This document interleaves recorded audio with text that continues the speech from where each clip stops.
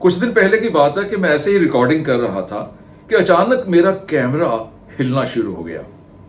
मैंने देखा तो ट्राइपॉड भी हिल रहा था। मैं समझ गया कि अर्थक्वेक है, भूचाल है। तकरीबन 10 सेकंड वो कैमरा, वो ट्राइपॉड हिलता रहा। मैंने छत की ओर देखा तो हमारा पंखा भी हिल रहा था। उन 10 सेकंड्स में मेरे दिमाग में जितने नेगेटिव थॉट्स आ सकते थे आए कि अगर एक भी झटका जोर से लग गया ना, ये पूरी की पूरी बिल्डिंग नीचे गिर जाएगी। और हम तो 7th फ्लोर पे रहते हैं। अगर तो हम उस मलबे में दब गए तो फिर दब ही गए, फिर क्या फर्क पड़ता है, खुद मरे जग पर लो।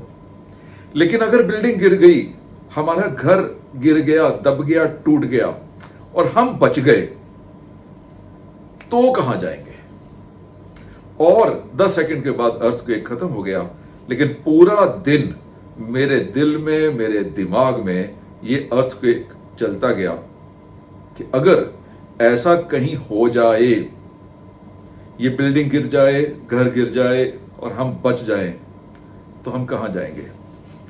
किसी रिश्तेदार के घर में रिफ्यूजी बनके, या कोई सरकारी टेंट में रिफ्यूजी बनके। ये डर क्यों लग रहा था? ये डर इसलिए लग रहा था कि हमारे पास घर खत्म हो जाने के केस में कोई अल्टरनेटिव अरेंजमेंट नहीं था। ये अल्टरनेटिव अरेंजमेंट क्या हो सकता है? एक और घर, कि एक घर टूट गया, बिखर गया, दब गया, तो आप दूसरे घर में चले जाओ।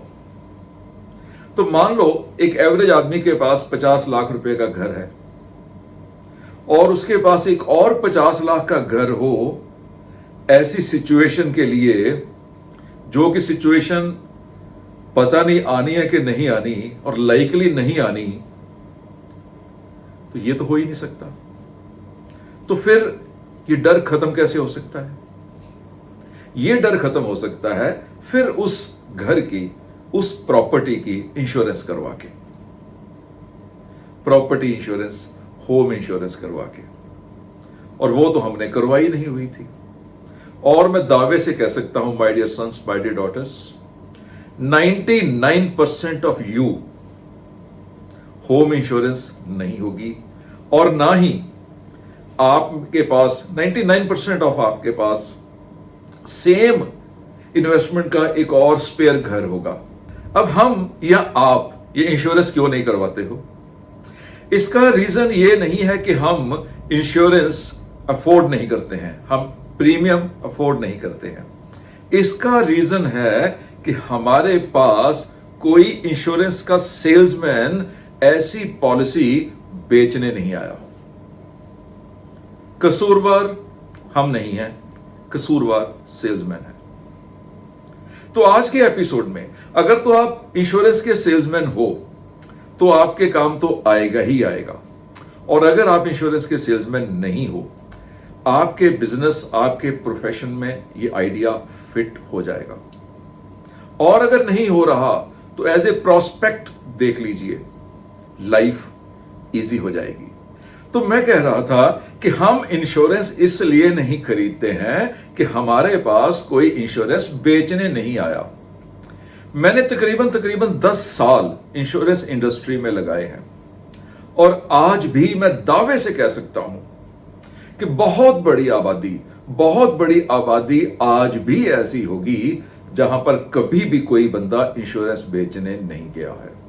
आज मैं स्ट्रेस फ्री लाइफ लीड कर रहा हूं, कारण मेरी कार इंश्योर्ड है, मेरे व्हीकल्स इंश्योर्ड हैं, मेरा घर इंश्योर्ड है, मेरी लाइफ इंश्योर्ड है, मेरी ज्वेलरी इंश्योर्ड है, मेरा कैश इंश्योर्ड है, मेरी हेल्थ इंश्योर्ड है। जब आपका सब कुछ इंश्योर्ड है तो लायबिलिटीज भी इंश्योर्ड है। मेरे एम्प्लॉयज की इंश्योरेंस है, मेरे फैमिली मेंबर्स की इंश्योरेंस है, यानी कोई भी लायबिलिटी, लीगल क्लेम्स की भी इंश्योरेंस है। तो इसीलिए मैं स्ट्रेस फ्री लाइफ लीड कर रहा हूं। तो इसका मतलब हुआ कि जब आप इंश्योरेंस खरीदते हैं तो आप इंश्योरेंस नहीं खरीदते, आप पीस ऑफ माइंड खरीदते हैं, स्ट्रेस फ्री लाइफ खरीदते हैं। इसका मतलब एक इंश्योरेंस का सेल्समैन इंश्योरेंस की पॉलिसी नहीं बेचता है, इंश्योरेंस का कवर नहीं बेचता है, वो बेच रहा है पीस ऑफ माइंड, वो बेच रहा है स्ट्रेस फ्री लाइफ। इसका मतलब आप अगर इंश्योरेंस के सेल्समैन हो तो अपने आप को इंश्योरेंस का सेल्समैन कहने की जरूरत ही नहीं है। क्या फिलॉसफी निकली यार। अपने आप को बोलिए कि मैं पीस ऑफ माइंड एम्बेसडर हूं, पीस ऑफ माइंड प्रोवाइडर हूं। अपने विजिटिंग कार्ड भी लिखवा लीजिए, पीस ऑफ माइंड प्रोवाइडर। किसी के साथ अगर इंट्रोडक्शन हो तो बताइए कि मेरा नाम सो एंड सो है और मैं पीस ऑफ माइंड प्रोवाइड करता हूं। पीस ऑफ माइंड कैसे प्रोवाइड होगी? जब आपकी लाइफ, आपकी प्रॉपर्टी और आपकी लायबिलिटीज तीनों इंश्योर होंगी। और इंश्योरेंस का प्रीमियम आपकी जरूरत के मुताबिक बहुत कम होता है, क्योंकि हम समझा नहीं पाते, किसी को बताया नहीं, एक्सप्लेन नहीं किया, इसलिए उसको पता ही नहीं है, वो इग्नोरेंट है।